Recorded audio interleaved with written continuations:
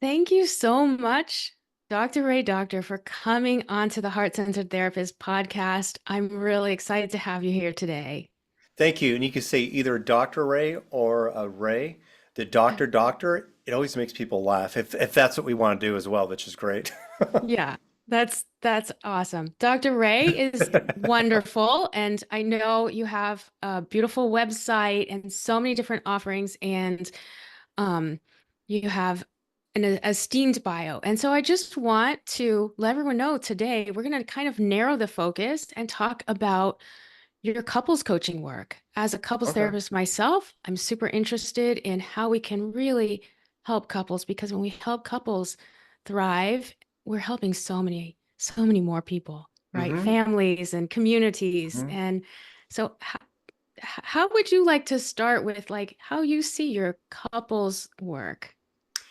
Well, I'll start off with the conversation I had this morning with a wife of a man I'm working with. So often when people reach out to me, it's not just always in a coupleship. It could be the man, the woman, wife, husband, whatever label you want to use.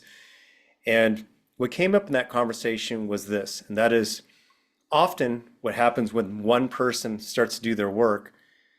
These three things can happen with a partner who, say, is not in couples therapy or any type of transformational work. The person starts to get better, who's seeking a coach or therapist, and the other person starts to get triggered and they start doing other things to pull the partner back from that new version they're becoming to where it creates even more problems. To two, that the partner who isn't in therapy yet starts to become more attracted to their partner because they're become more confident and happy and they're just clear and they're better with their communication. To the third one is that the person who's doing therapy or coaching discovers that maybe there's a mismatch in the relationship and that they need to have a clear conversation. It's not about saving the marriage, but getting to a place of authenticity. And Mhm. that's where all this for me leads to. In most problems in relationships, it is whether it's business or intimate relationships, it's lack of authenticity and transparency. Mhm. And so you as a therapist, you know this, if you have couples bickering or Right. they go into the past, you're like, where do we even go? Where do we start? What are you feeling now? What do you want now? Like, can we bring it to the heart? Because the stories from the past might show some influence of why you're, say, upset today. Yeah. But if there's been a lot of unresolved conversations, all that a couple has come to know is maybe 1, 2 years, 3 years, or maybe 10 years of not really talking to each other. Yeah. Yeah.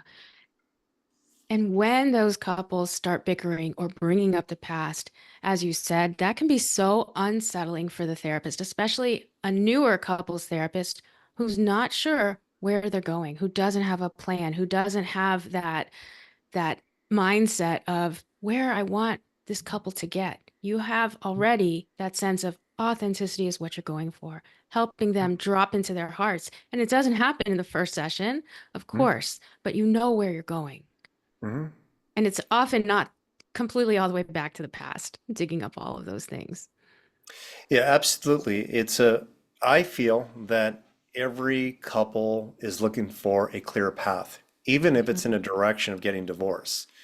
When I see couples, more than often, they've been kind of in this feminine emotional space, kind of uncertainty. It's very wavery. So they're seeking support so they have some clear direction. And particularly if a couple is going to an expert, I imagine both people are kind of showing up with like, maybe there's something I don't know. Maybe there's Mhm. something I could learn. And maybe someone can see something in our relationship that we're not seeing because we're both in the cave. Ah, yeah, exactly. And the problem is, and an emotionally focused therapist, at least I use a lot of EFT with my couples, as well as some other approaches for sure. But the problem is they're often in their own separate caves, not in the same dark cave together. Yeah, yeah, yeah. They're driving in their car, metaphorically speaking. It would be like, or maybe the great analogy would be, we've had this feeling we're driving with someone and there's complete silence, and it is the loneliest feeling to be right next to someone you love, and yet there's this disconnect. You feel this emotional and energetic separation. Yeah. Yeah. So true. And that's why we love this work, right? Because we hold that hope. We know how painful and lonely that Mhm. is, and we hold that hope for our couples that it can be different. We've seen those transformations. Hmm. Uh, there's Yeah, there's absolutely. yeah, there's a video that you have on your website. Like we'll definitely link to everything. And well, it's actually what is your website? RayDoctor.com? Doctor? It's raydoctor.com. Spelled with a K. My last name is Doktor. It's just easier Oh. to say doctor. It's Doktor. So my website is raydoctor.com. Okay, great. Um, but one thing I loved on there is what you're talking about. Like we get into this metaphorical car, we're in silence, we're lonely. And you say that we're speaking different languages. We're not even speaking the same language that our partner prefers, right? We're filtering it from this different perspective. And that just is part of like that highway of loneliness for our couples. Could Hmm. you speak a little bit about that? I'm going to give a little exercise I do with couples because I think that this can create a visceral response in all listeners with this. And what I do, unless you're driving, Mhm. don't do this. But Okay. so I have both the couple, they'll close their eyes, and if you're listening to this or watching this, just imagine closing your eyes.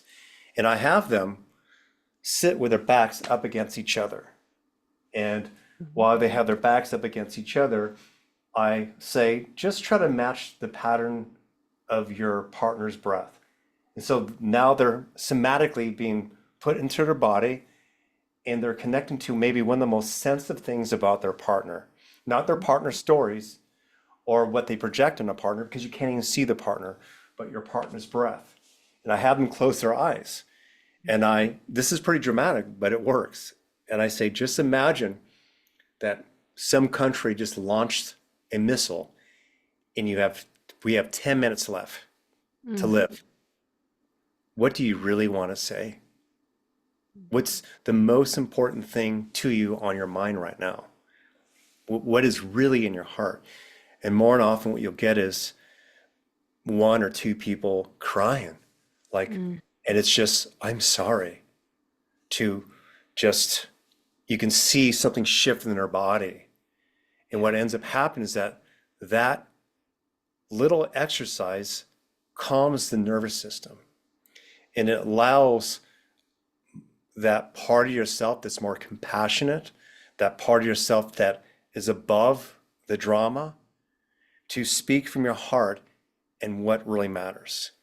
In that little process, what ends up happening is it slows down the arguments. In fact, it usually stops. There's usually like this pause of quietness.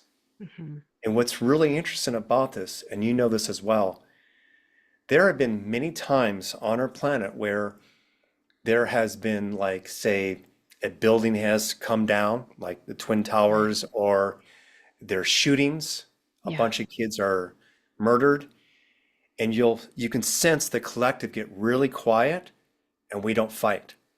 Yeah. It's where we have all lost a child before. We're no Mm. longer left or right, but we're humans. Yeah. And so in this moment when I have this couple connect to this energy, they recognize that this is a human being doing his or her best. This is I a love human that. being just like me who doesn't have life figured out. And Yeah. when you bring it back to those quiet moments, you'll notice there's less bickering. There's less of our ego.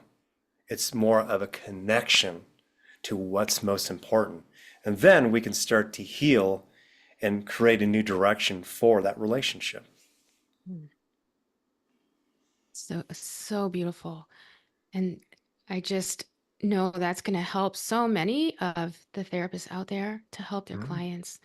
And it's true, right? We all come much more together as a community after some kind of tragedy like that. We feel Yeah. more connected. Hmm. There's less divisiveness and polarization, and we only need more of that right now.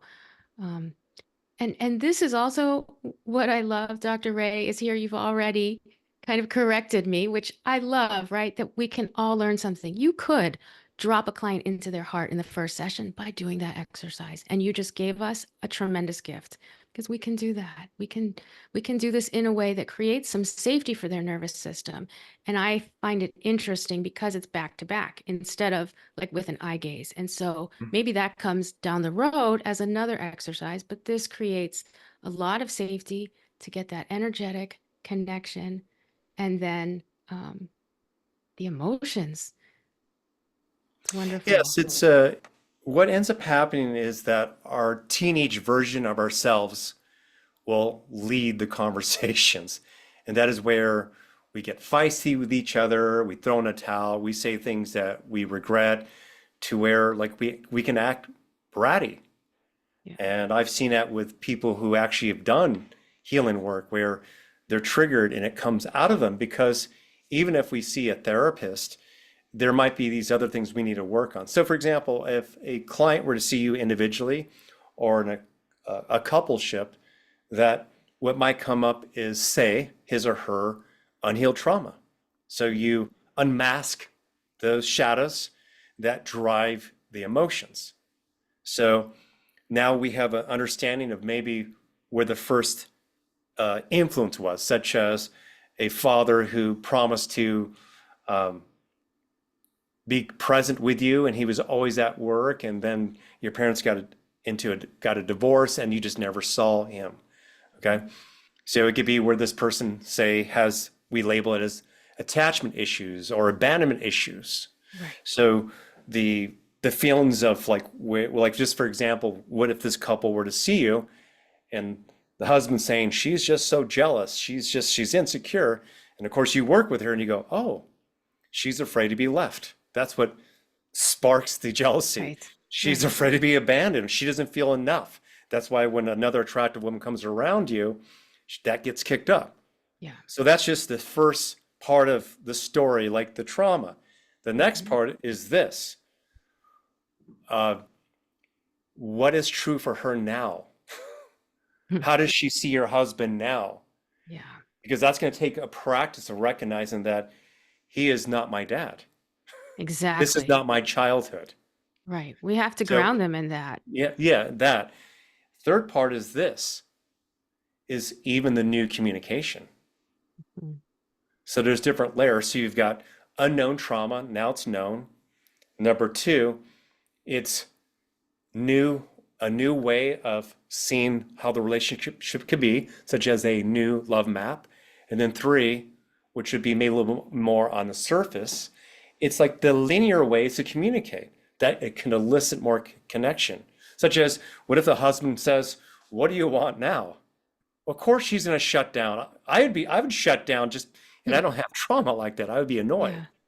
So it's like sometimes you'll see, well, not sometimes, more than often you see that, the other partner, whether it because they're now impatient because they've been trying to break through this or not, if they're stressed, they might be saying more things that bring that up, those insecurities. So it's so important, like particularly if people are looking to heal their relationships, Mhm. that both people are getting supported. Yes. Yes. And Yes. and that both people get support also in learning, their own experiences and trauma triggers or, attachment needs and what their partner also from their perspective, what they might need. Hmm. Because we think we understand, like, what do you want now? And that question could just be like, what? Either you should know, or I don't even have the words to tell you. I don't know myself. So how can I tell you? And then you're going to look at me like, I'm inadequate because I don't even know, right? And then you're Mhm. off and running into the cycle again. Yes. It's Yeah. a, if, well, another thing I do, which is in my book. Here's my book right here. All it takes is one. So in my book, Great. there's an exercise in, I think it's the third or fourth chapter, where we have 11 influencers. You would think that I would have my book memorized, but the funny story about this is once I wrote it, I love stories about this. Yes, your and then writing journey. and then uh and then I it was edited. Like not a whole lot was edited. It was they loved the work, but it was just I forgot what I left in there. I for Mm, like little stories and things. right. So when I started doing my podcasts right after like the book was out, I was Oh, constantly saying, I think that's in a book. And then I think one host said, maybe you should read your book again. oh my I said, you're probably gosh. right. That's wonderful. Is that funny? It's So great. it's chapter three, and it's called Mental Blueprint, and it's Mm, decoding the structures of belief. And basically, it goes into the 11 main influencers hmm, of how we've come to be. So, as an example, the way that we look at relationships is going to be tainted by how our parents showed up in their relationship. sure. How we show up for relationships is going to be influenced by uh, our our spiritual teachings. Hmm. How we show up in relationships is going to depend on culturally how they support maybe outdated gender roles or not. Right. There's extremes where women have to discover themselves. Hmm. So there are a lot of people when they become adults, they continue to have these unconscious beliefs about how a relationship should be. And if it's all they've come to know, and it's something that sabotages relationships, they might not recognize it. I'll give you just one simple one. I worked with a couple where the man was treated like a prince. He was the first male of the family, Okay. and his mother worshiped him. All his sisters worshiped him. And when he met this strong woman who had a backbone, let me Right. tell you what came up. And she said she would say to him, "Do you hear how you talk to me? Mm, I'm not going to be walking behind you," to where he would never be accountable for the things he would do because with his mother, he was always perfect. right. There was never feedback. So here, he innocently thought this is the way the world is and how relationships are. Yeah. And so we have to like question ourselves, how do I really know what a healthy relationship is if I never witnessed it? How do I know what I really want if what I've come to know is through life experiences from others who are older than me and never had their act together?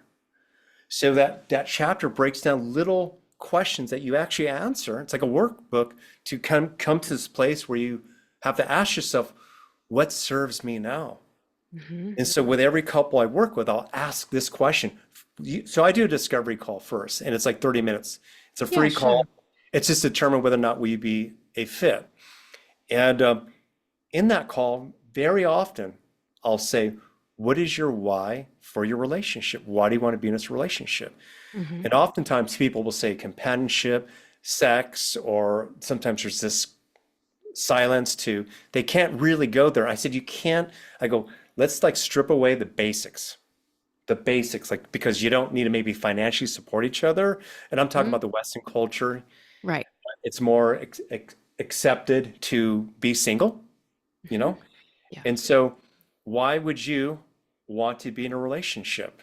What is your why? And more and often, people cannot answer it. Mm, They're more stuck with, it was the thing to do in college.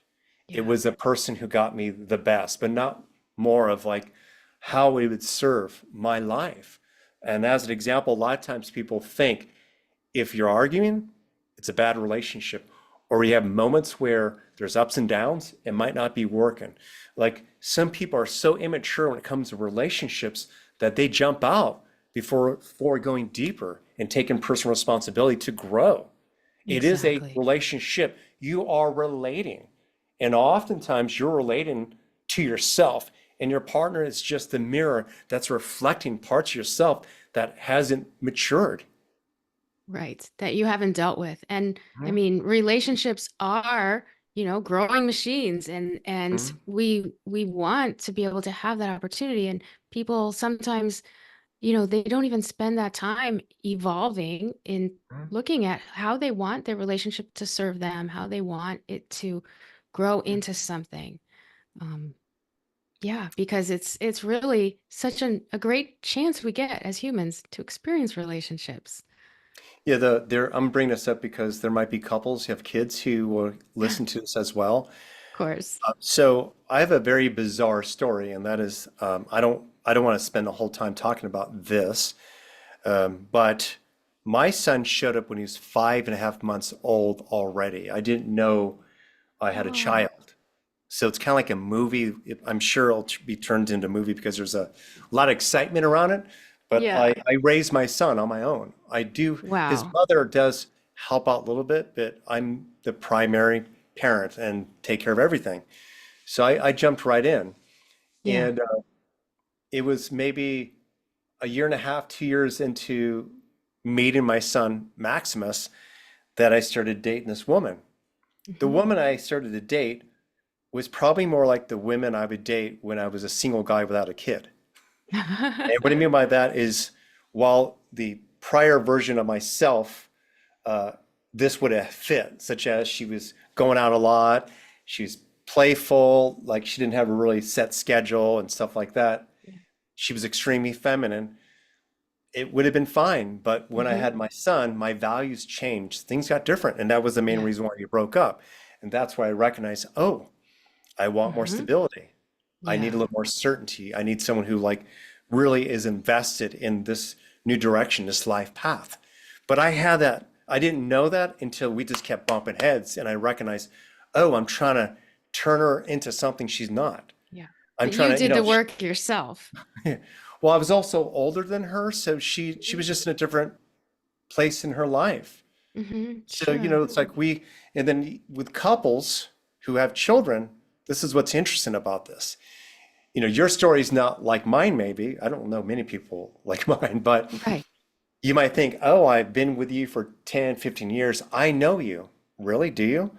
Uh, well, when you are lacking sleep because the baby, is waking up to that you're doing your morning rituals, whether it's the Yeah. gym or doing yoga, to you don't hang out with your friends as much, to where you lose connections to your prior support, to where like you're becoming this new person and so now there's your Yeah. husband, your partner, and plus a kid. You got to figure out who you are now. Right. Like, who are we now as parents? And people talk about what happens, you just have kids and we stop having sex. Bullshit. Yeah. It's that you stopped asking questions. You Yeah. allowed being tired or whatever getting away. You didn't create boundaries where you both take time to get self-care, even maybe Hmm. with not each other, like just take a Yeah. walk. But it's more Right. like, wait a minute, we were a romantic, we were in a romantic partnership first before this child or these children showed up. Yeah. Who are we becoming, as parents? And Yeah. we have to continue to communicate. I became a So new important. person. Yeah, Yeah. I was already doing an inner work. I was already, say, Dr. Ray for 20 years, whatever that even means. Then my son Max showed up. But, Wow. like I'm pretty comfortable with death as an example. But when my Hmm. dad died, uh, Mm. how was I to know how I was going to experience that? What it Even though was I have a really gonna. good framework. Yeah. I mean, I even, my mentor worked with Dr. Elizabeth Kubler-Ross, who wrote Death and Mm. Dying. So Yeah. So it's like, but you don't know it. You're never prepared for anything. No one's Right. prepared for anything. Exactly. We're not. So it's, oh, great. You know how to do breath work. Great. You have a positive Hmm. mindset. Great. You Yeah. remain curious, but you're still going to probably feel some pain. Yeah. Yeah. Fear's going to come up. So Yeah. talk. It's called Exactly. life. Yeah, right. And that's also what's so beautiful about the exercise you gave us at the beginning too, is because you put the couple into that position where you're not prepared. You've got, 10 minutes and that's it, right? Like Mhm. theoretically, the world's going to end, right? You have to lean into that pain, into that unpredictability. And we go on autopilot, right? You have what you described, new parents and a kid, and you just go on autopilot and you stop having those authentic moments of Yes. conversation, of connection. And I love one thing you say, and I'm going to put it in quotes because it's so cool. Quotes that denied trapped energy, like we trap this energy Mm. inside of us, and that gets locked in our body. And that creates a barrier for couples when then they start to not feel sexual, not feel connected, Mm. intimate, emotionally available with each other. Like that again is Absolutely. that energy piece. Well, what's common, and again, things have changed a lot, but if we were to look at uh, like what happens often with couples where just say it's the wife or a girlfriend taking care of the kid or children, Mhm. and the man often, I know this is a generalization, thinks, particularly if he's making money, her job's easier. Oh, No, it's not. right. No, it's not. Taking care of kids, to me, honestly, is harder than my coaching. Taking care of my son is harder than anything in my life because it's unpredictable. I can't Mhm. control him, nor do I want to control him. Whereas I can control my emotions, I can kind of somewhat steer my business. When you are taking care of a dependent child, it's a lot Yeah. different. So, and what a lot of men don't recognize is that taking care of children is actually a more masculine role. It Mm. is protecting, it's having Yeah. divided attention, watching the baby while washing dishes. Hmm. Constantly, it can be very stressful. And that's why we need tribe to support our Yeah. children. It's also why we need more parents to speak up, not be afraid to call out other children. I want to bring that back, but Yeah. so much easier when I was growing up, in the Right. 70s and 80s, because other Right. parents would also guide you. They would help protect you. So, Yeah. but in that space where we we I guess it's funny, I went off track here a little bit. Was I That's talking about okay. Well, I love this polarity explanation, right? That Hmm. the parenting is actually in a very masculine polarity, That's what I was gonna say. masculine Okay, energy. so Yeah. so the husband comes home and he thinks his wife is gonna be turned on. Like she seems non-sexual. She seems, and then the children go to sleep. It's 8 o'clock, 9 o'clock at night, and he's Hmm. expecting her to be turned on. While the Right. whole day she's been more in her head. She's not been connected to the neurochemicals in her body that turns her Yeah. on. It's just not going to happen. So what will turn on the wife is cute text messages maybe throughout the day. Not always, the little So ones. true. Right. Yeah, the flirting, the energy. And what happens is couples just kind of do what task is in hand, and Hmm. it creates a separation because it's in the head. It's in survival mode. Whereas Right. when we're flirting, we're thriving. When we're Yeah. playing, we're thriving. Exactly. I mean, Yeah. I had a couple just this week, and they have a new baby, and they said exactly that, Dr. Ray. We're in survival mode. Hmm. Yeah. Yeah. And it's not easy. It is not easy. Yeah, it's you mentioned about getting or maybe inviting clients into their heart rather Yeah. than into bickering. Since are there therapists who listen to this show a lot? Is that Yes. So definitely we have a lot of therapists, and other people who are interested in mental health, relationships, and I'm always talking about relationships on here because it's really important to me. an exercise I do with couples that is really fun, and it's awkward as well in the beginning, but you'll see all their nervous tendencies come up, and that is where they are to get a picture of themselves when they were a baby, Mhm. like a small, like it could be 2 inches by two Yeah. inches, and they with a piece of scotch tape, they'll put like say, just No. imagine you're trying like you're my Right. partner. Right. We're in like a couples therapy session, and I would have a picture of me when I was a baby on my forehead, Okay. and then you would have a picture of yourself when you were a baby also.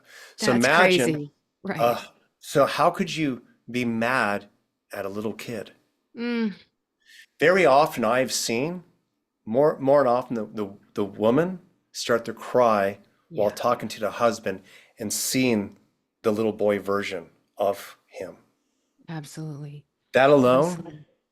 is one of the best techniques. I have many of them where, and I used to do these in workshops to where Hmm. couples would bring those little pictures and they put it on top of their forehead and and I give them sentence stems, but they have a Yeah. hard time because they choke up because they just go into that really soft, heart space or Yeah. that unhealed part of themselves that just wants to be seen. So, it could be where the wife is looking at the younger version of her husband, Right. but it triggers that part of herself when she was a girl and not told that she was loved enough or whatever. Mhm. Yes, exactly. That is such a beautiful and creative exercise. I love that one, Dr. Ray. That's great. And I can imagine doing that in a workshop or a training. Wow, how powerful. Yeah. Plus, it's like what we do when we're doing some inner child or adaptive Mhm. child work in the presence of the partner, and then the partner finally starts to soften because they're feeling into that younger version of their partner, and Yeah. they start feeling that connection and that empathy for him or her. It's really significant. Yeah, it definitely is powerful to see that. And there's so many reasons for that because like I don't know, I just I think most adults when they see a cute small child, there's this kind of instant like innocence. And what's Yeah. interesting is that we might think it's the innocence of that picture, but remember, if it's outside of us and we feel it, it's us feeling our own innocence. Does that make sense? Yes, it does. It Yeah. does. So Yeah. you connect a couple back to their innocence, magic is going to happen. Healing is going to happen. So Mhm. in their sentence stems might be such as just imagine I give the couple is looking at each other and the they're directed to ask each other certain questions such as what did you want to be when you grow up? Oh, To what was your greatest fear when you were a little kid? If you could get something better or your childhood could be better as an adult, what would that be? mm, Questions like that elicits right. a lot of curiosity in That's so that powerful. innocence. Yes. Yes, yes. Now, is that in your book, or is your book really like who is the book directed at? It only takes one, and I'm assuming that means like one person to do the work to Oh make no, it's shifts for so the the actual relationship. book is all it takes is Hmm. one, drop your one big hidden belief and match Oh, your life. So oh, all of ooh. us have hidden beliefs that create all the self-sabotaging in our lives. Hmm. And I'll give you the example. Um, as a relationship coach, there was a period where I I just thought maybe I intimidated women or that I don't know what it was. But when I went deeper, it was that I was afraid to lose my autonomy in a relationship. So I'd stayed single for a while there. But imagine if I kept thinking, well, I'm just not finding the right one. I'm projecting, I'm blaming it on living in Yeah. LA or she just wasn't this and that. So I just never attract that person. So when I started doing my work around myself, of course, I had coaches. That's what came up. What is a word? Questions like, what are you afraid would happen if you're in a relationship? And I started listening to all these things, and it came down to just my autonomy. But Mm. even it's deeper than that. It was that it's one thing to be afraid that I can lose my autonomy, but if this is the most important thing. Am I afraid? Am I afraid to, uh, I guess, lean into conflict anyway? Yeah. You see, so it's not like anyone can control me, but there are, it's a generalization, but I hear it's more from women. A lot of women will say it's better to remain single, or I don't want to get caught up in another narcissist, to I don't want to be manipulated and controlled. But if you were to go deeper with them and ask them, do you trust that you can make the right choices?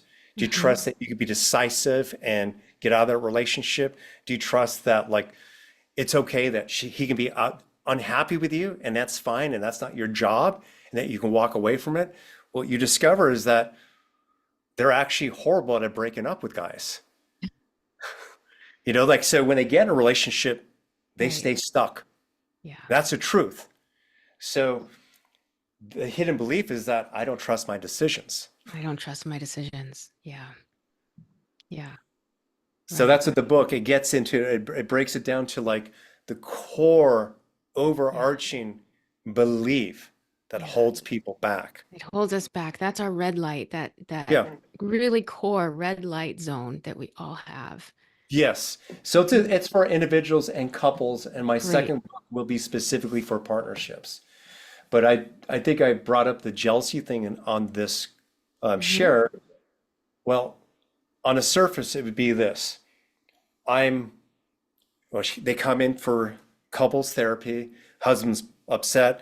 I know she got abandoned, but and I know she has these issues, but I'm not cheating on her. And Hmm. I deleted all my ex-girlfriends off of my Facebook account, Right. and yet we went to a restaurant, and here came this waitress being friendly to me, and then she just started, berating me with questions, and I'm Yeah. tired of it.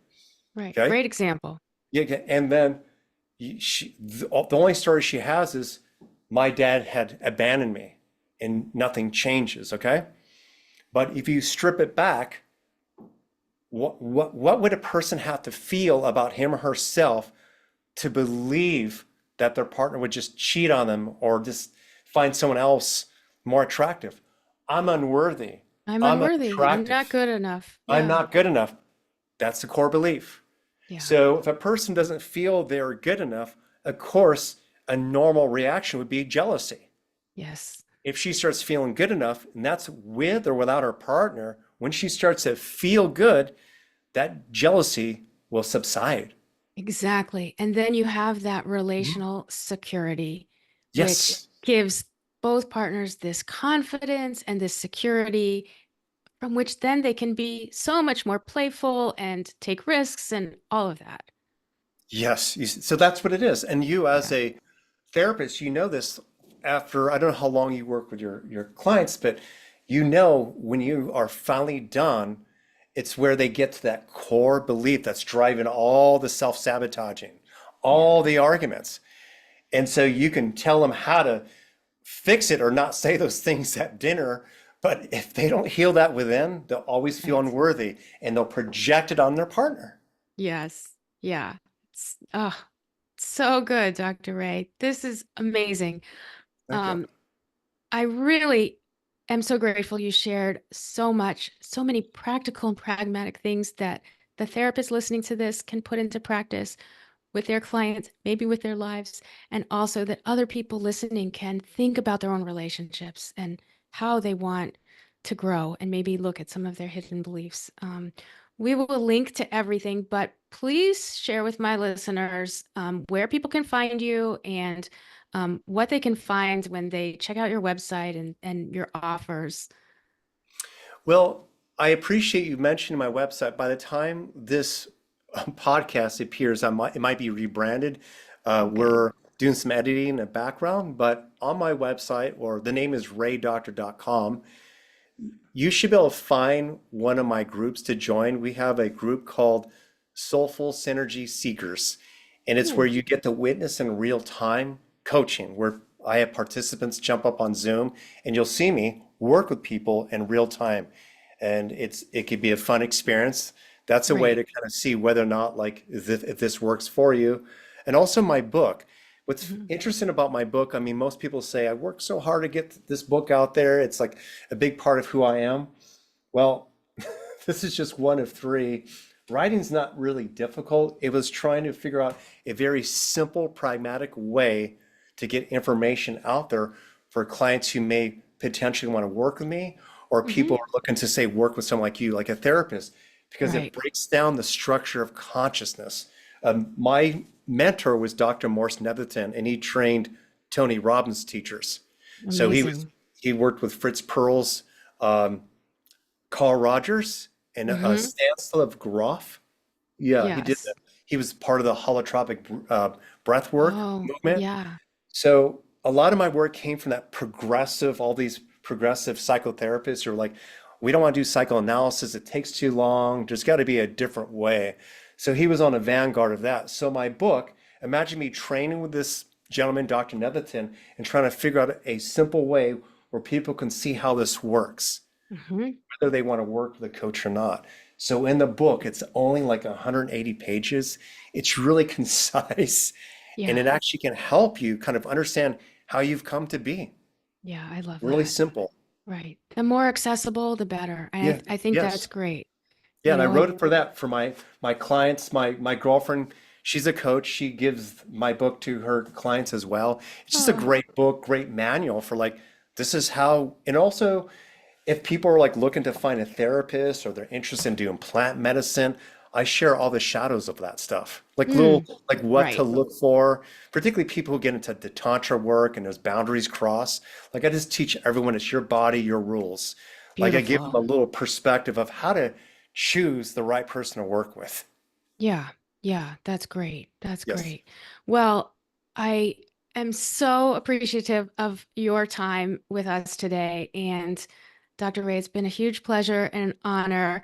I'm definitely going to check out your website and your book, and would love to have you back and talk more about energy, and our heart center and how we can really build on that. Cool. I would love to. Thank you for Yeah. having me. This was fun. Okay, great. Thank you so much.